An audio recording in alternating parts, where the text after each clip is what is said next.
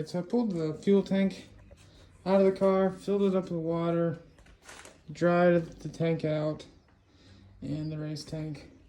I'm doing all that so I can add this little crankcase ventilation tank, burn down tank, whatever you want to call it. It's just going to take all the crankcase pressure and any fluid or oil that comes through the ventilation, put it in this tank. I think this thing will hold roughly 2 gallons. So that should take care of the 9 quarts that I keep in the engine, no problem. Just gotta weld it onto the side, and also I'm going to add a drain bung here because I dropped this fuel tank out of the back, and normally I'll take the screws loose and wiggle it and it'll kind of fall out, no problem. I think the tank probably weighs 10-15 pounds, and I thought I only had 5 gallons of fuel in it, so I was like, it won't be that bad. Anyways, I wiggle it a little bit and it drops and yanks me down, and my head hits a bar. Like, this thing was way heavier than I thought, so I wasn't able to drain as much fuel out of the tank as I wanted to. Probably weighed a good 50-60 pounds. That was with the race fuel tank completely drained, and then there was like almost 10 gallons of fuel in it, probably closer to like 8 gallons of fuel. So 8 times, what is that? Fuel is 6.5 pounds a gallon, something like that, plus the tank. Anyways, a little bit heavier than I thought. So I'm gonna be doing that. Also, while I have the tank out, I'm going to be adding some bracing here, and also a brace right here for the shock, because as I'm trying to put down more power, the launch is going to be more violent, and I need to brace this tube up because this is right where the shock hits. This is where all that weight, I mean, whenever it's popping a wheelie, even when it's an inch off the ground, all that weight is sitting on this bar. The whole car, 2,400 pounds, roughly divided by 2, so 1,200 pounds pushing roughly, right on this bar. So I need that braced into here. And then from here down, so it'll be from here down, and then do like a little 90-degree bend or whatever, and then some X bracing in between. Because what I've noticed whenever we load up the trailer, and each year the trailer gets heavier and heavier because we just put more and more in there, tools, parts, what have you. So the trailer weighed maybe the first year like 100 pounds, and now it weighs like 200 pounds. So started noticing where the quarter panel was flexing. You can kind of see where it's cracking right there. I'm not sure if that was from this. Now this is Bondo too right here, but you can see where it's flexing. There's quite a bit of Bondo on this quarter panel. But the whole side of the car was flexing when it hit a bump. I could see it in the rear view. Now some flex is a good thing. But I don't want anywhere near that amount, especially with the chute attached to the back. I don't want it flexing the bar or picking up or changing anything to do with the chassis. And admittedly, it is a little bit skimpy back here. So I'm going to add a little bit more bracing while the tank is out. Yeah. So along with all the other stuff, so a little bit of work to do.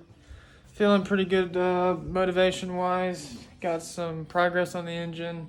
We got a guy, David McIntosh, who's going to be checking everything, doing the machine work, and kind of getting the bearing clearances checked. And so I feel pretty good about that, and I'll be assembling the short block. And then hopefully within the next 3 weeks to a month, have everything back in the car.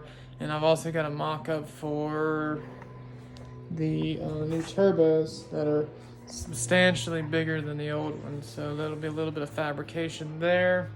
Probably just cold side and maybe a little bit of hot side, but we'll see how that goes too. Alright, got the tank welded on.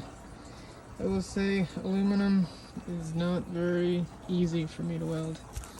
I've been welding stainless, mild steel, and chrome only for a long time. I just cannot get the hang of aluminum.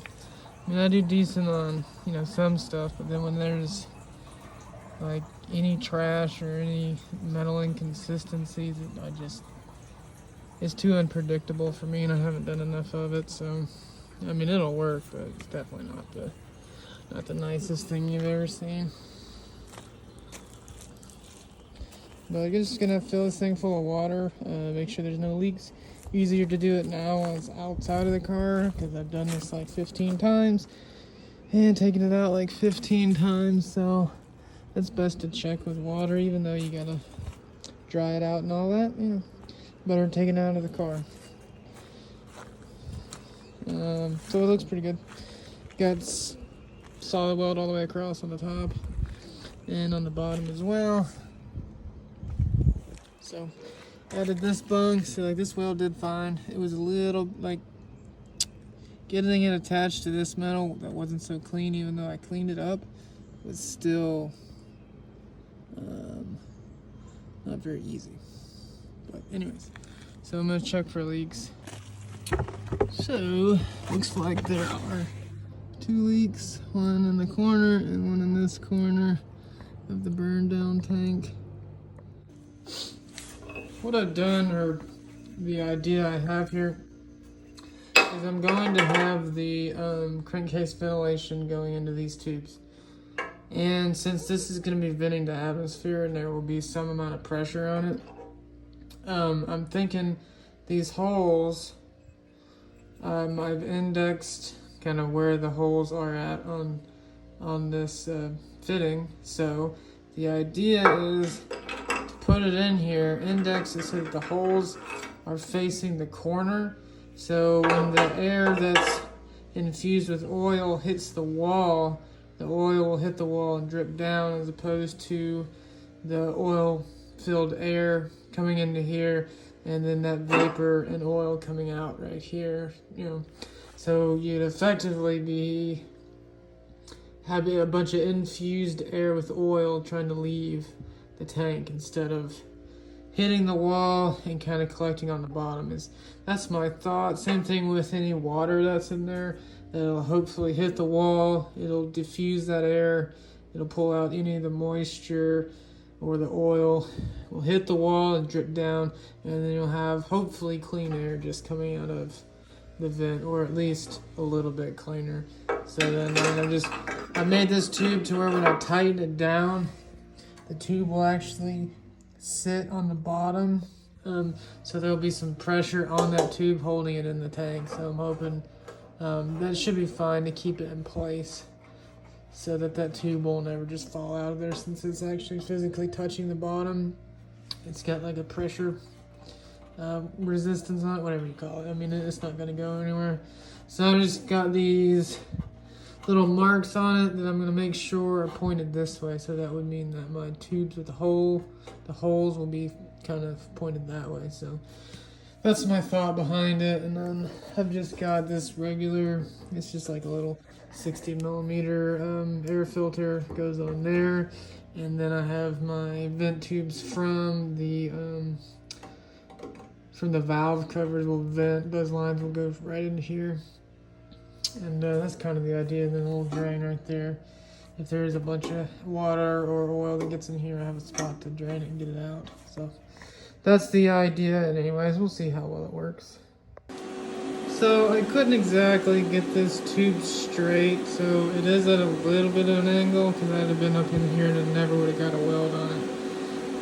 Not my best work, but for the position I had to get into to weld this thing out, it didn't turn out too bad. And the shock will be pushing all of that stress right into this tube, which will share its load into this tube.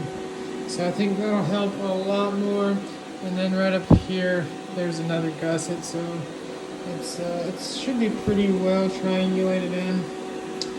I got a triangle there, got a little triangle there, so that should be much stiffer.